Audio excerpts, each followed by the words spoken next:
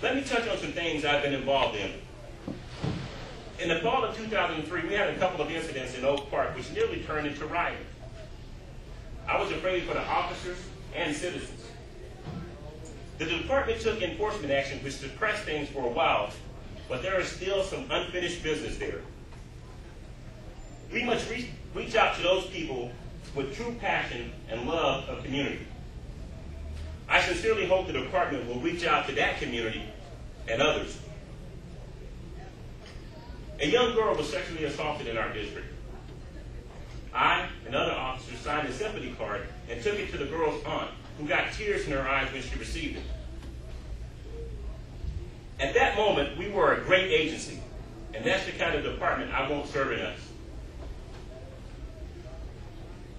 As a drug elimination officer, I played football and basketball with the kids on our drug streets. In the fight ahead, that's the kind of officers we need working on our streets and understanding what's going on in our neighborhoods. Law enforcement is the cornerstone of a successful society. Many of our code enforcement, garbage dumping, and loitering problems stem from a lack of law and order. There is no magic in a successful formula to address these issues. We need more officers on the streets to control crime. To that end, I want to stop forcing the sheriff to save millions of dollars each year in budget savings.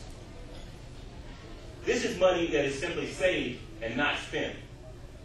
Why are we saving money now when crime is out of control now? When people are being victimized now? In this year's final budget, within the Sheriff's Department alone, there is $3.7 million in budget savings. I do not believe this policy represents the values of the average county resident. We can use some of that money to reduce crime and save lives now. Another point is this. Local law enforcement has become a major player in our struggle to fight international terrorism. I want to give law enforcement a 2-year budget cycle so they become stable partners in the war to protect America. We don't need yearly threats to cut law enforcement as our safety hangs in the balance. Let me say a few words about growth.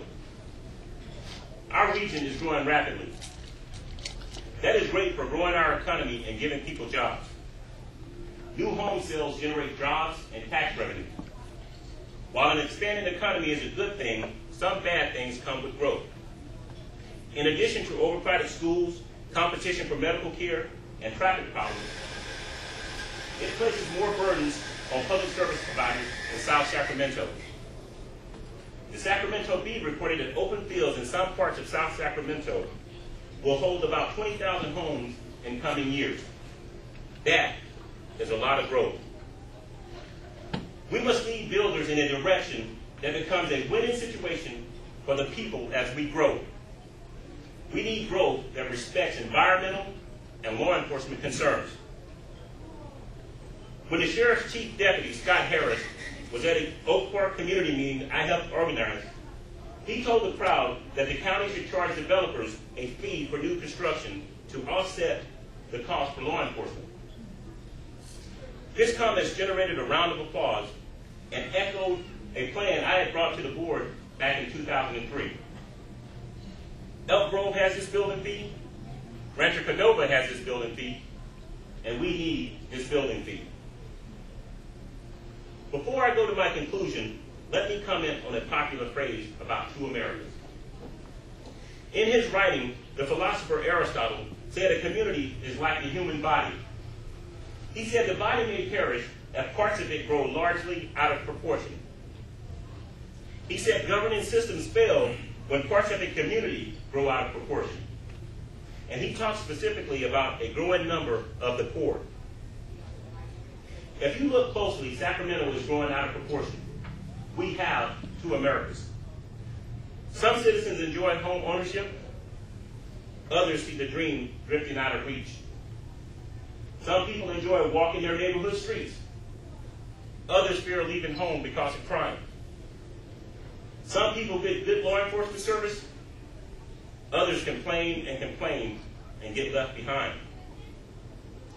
We are out of proportion. We have two Americas. At a time when we have growing enemies around the world, we cannot afford to be a divided America. Let me conclude by reading from the opening pages of the 57-page Central Division Drug Elimination Plan I wrote and we implemented under Captain Bob Landry in September of 2004. I made some minor modifications to adapt the opening statement of that report to this speech. In that opening statement, I say, quote, I look to the past, to those who came before us, for inspiration to deal with the great challenges we face today in law enforcement. I'm inspired by the great work, dedication, and perseverance of Dr. Martin Luther King, Jr. I am further inspired by the great accomplishments of our nation, overcoming the threat of communism, providing American leadership around the world, breaking free of the Earth's gravity and putting a man into space, and later putting a man on the moon.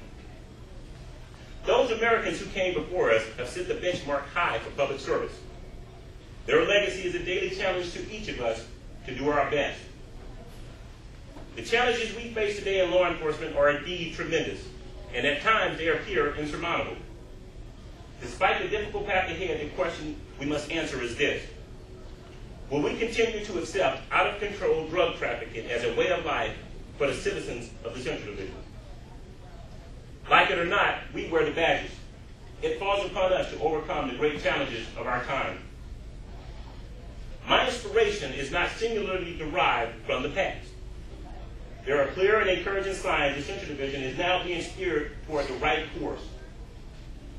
Each day, my strength and commitment to public service is enhanced by my belief that I have the honor of standing shoulder to shoulder with some of the bravest and finest law enforcement officers in our great nation, from command to frontline officers. End quote.